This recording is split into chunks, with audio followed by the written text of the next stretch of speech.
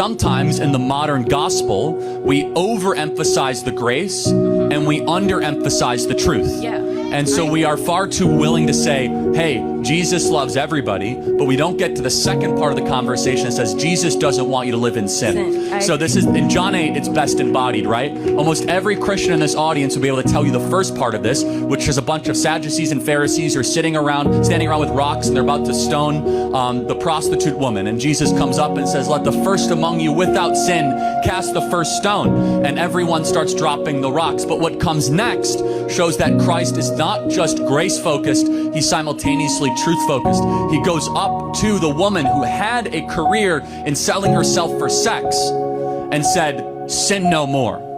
Now, imagine today how much trouble you would get in if you would go up to somebody and say, stop sinning. No, you're being too judgmental. No, you're actually being Christ-like. So Jesus stood. He was 100% grace and truth. And that tension is very hard in a modern world because we want to overemphasize grace when in reality Christ loves us too much to have us continue to live in sin. He wants us to try to elevate our actions to glorify God in all that we do. Well, I would say you need to understand the biblical role of the father. When it comes to your child, you are tasked to protect them both physically, spiritually, and emotionally, and really outside the house and obviously in other ways as well.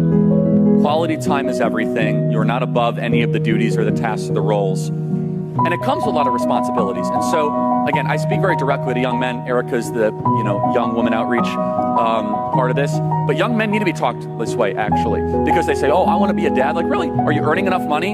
Have you done the right work? Have you asked for a raise, asked for promotion, got up earlier, stayed up later to make sure your family does not have any financial pressures or issues? Because here's the one thing I have found. Once you have kids, there is this primal thing that comes into you where if you think you have worked hard before, when you have to go feed a child and provide for a family, you are willing to go to the ends of the earth and push yourself in ways that you never thought possible. People stop talking, really bad stuff starts.